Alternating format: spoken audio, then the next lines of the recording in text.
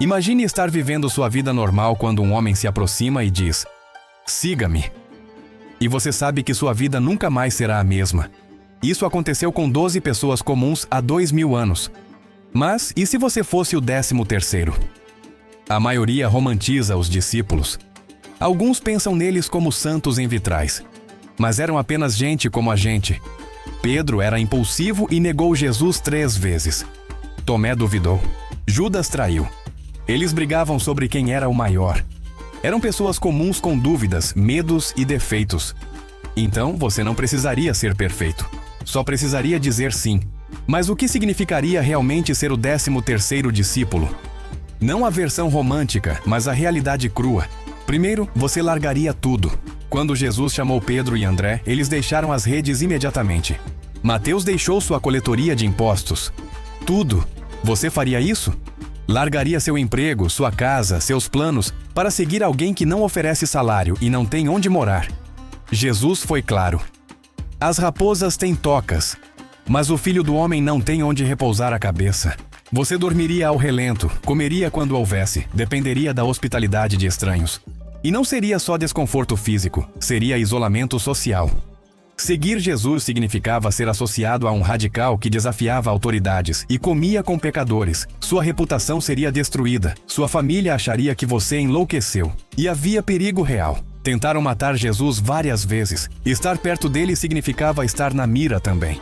Quando ele foi preso, os discípulos fugiram com medo. E estavam certos. Depois da ressurreição, foram presos, açoitados, apedrejados. A maioria morreu como mártires. Ser o 13º discípulo não é aventura romântica. É assinar um contrato que pode terminar com você morto.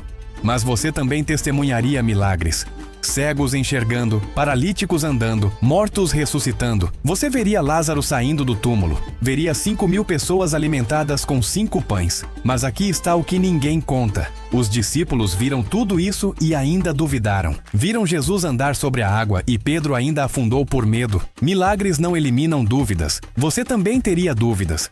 Você ouviria ensinamentos que mudariam sua vida. O Sermão da Montanha não seria texto, seria Jesus sentado com você ao redor. Bem-aventurados os pobres em espírito.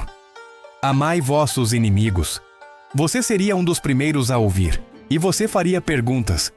Jesus era paciente com perguntas honestas. Você compartilharia refeições com ele, viajaria com ele, riria com ele. Porque Jesus era humano, ficava cansado, com fome, era um amigo real. Mas você também o veria sofrer, chorando por Jerusalém, suando sangue no Getsêmani, sendo açoitado, e teria que decidir, fujo ou fico. Os discípulos fugiram. Você provavelmente fugiria também, mas então viria a ressurreição. Imagine estar trancado com medo quando Jesus aparece, atravessa a porta e está lá, vivo. Paz esteja com vocês. E então ele diz: agora vão, façam discípulos de todas as nações. Você perceberia, a missão está apenas começando e depende de você. Você pregaria onde seria expulso, enfrentaria ameaças de morte, explicaria o inexplicável, um homem morto que voltou à vida. Os discípulos transformaram o Império Romano. E a maioria morreu fazendo isso. Pedro foi crucificado de cabeça para baixo. Paulo decapitado. Tiago apedrejado. Ser o 13º discípulo significaria provavelmente morrer por sua fé. Então, por que alguém aceitaria? Porque, apesar de tudo, os discípulos consideravam um privilégio. Paulo disse: considero tudo como perda comparado a conhecer Cristo. Pedro disse: não podemos parar de falar sobre o que vimos. Nenhum se arrependeu, porque conheceram Jesus, não como conceito, mas como pessoa, como amigo. E uma vez que você realmente conhece Jesus, tudo mais se torna secundário. Mas e se Jesus ainda estiver chamando? Jesus disse: quem quiser me seguir, negue-se a si mesmo, tome sua cruz e siga-me. Não foi só para os 12, foi para todos. Ser discípulo hoje não significa largar redes na Galileia, mas significa largar o que está impedindo você de seguir completamente. Pode ser ambição, conforto, relacionamentos tóxicos, vícios, medo de parecer ridículo. Jesus ainda chama pessoas comuns. Ainda diz: siga-me. Ainda promete que será difícil. Ainda oferece algo que faz tudo valer a pena. Você não precisa ser perfeito. Os 12 não eram. Você não precisa ter tudo resolvido.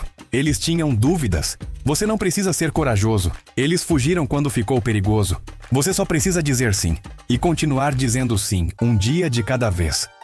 Se Jesus tivesse chamado um 13º discípulo, não seria alguém extraordinário. Seria alguém como você, imperfeito, assustado às vezes, mas disposto. E talvez ele esteja chamando agora, não com voz audível, mas com um sussurro persistente. Há mais para a sua vida do que isso. Siga-me. A pergunta não é: e se Jesus tivesse chamado você há 2000 anos? A pergunta é: e se ele está chamando agora? O que você deixaria para seguir? Que confortos abriria mão? Que medos enfrentaria? Os 12 não sabiam como tudo terminaria quando disseram sim. Você também não sabe, mas eles descobriram que conhecer Jesus valeu tudo. E se você disser sim, descobrirá o mesmo. Não será fácil, não será confortável, não será seguro, mas será real, significativo, transformador. Você seria o 13º discípulo? A verdade é que você pode ser, não literalmente, mas espiritualmente. Você pode viver com o mesmo compromisso, o mesmo amor apaixonado por Jesus. A escolha é sua. Como foi para Pedro quando Jesus perguntou: "Você também quer ir embora?" E Pedro respondeu: "Senhor, para quem iríamos? Tu tens as palavras da vida eterna." Se essa reflexão desafiou você, deixe sua inscrição no canal. Continuaremos explorando o que significa viver uma fé genuína. Obrigado por imaginar comigo como seria caminhar com Jesus. Que você tenha a coragem de dizer sim quando Ele chamar. Até a próxima!